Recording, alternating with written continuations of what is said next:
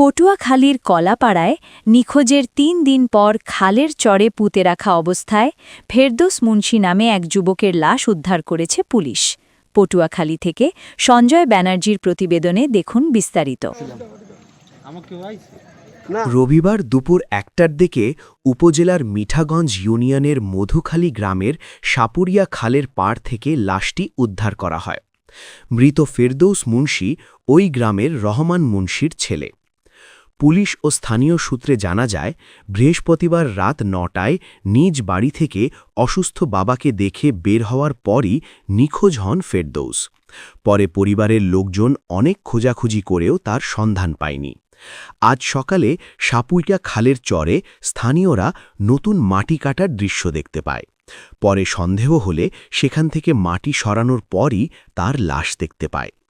এ সময় লাইলনের রশি দিয়ে তার গলায় ফাঁস দেয়া ছিল এবং পরনে একটি শর্ট প্যান্ট ও একটি গেঞ্জি ছিল। এ বিষয়ে কলাপাড়া সার্কেলের অতিরিক্ত পুলিশ সুপার সমীর সরকার জানান, মৃত ব্যক্তিকে গলায় লাইলনের রশি দ্বারা ফাঁস দিয়ে হত্যা করা হয়েছে। এছাড়া তার বাম হাতের বুড়ো আঙুল কাটা রয়েছে। এ ঘটনায় জড়িতদের শনাক্তে সর্বোচ্চ চেষ্টা অব্যাহত রয়েছে। লাশ ময়নাতদন্তের জন্য মর্গে প্রেরণ করা হচ্ছে।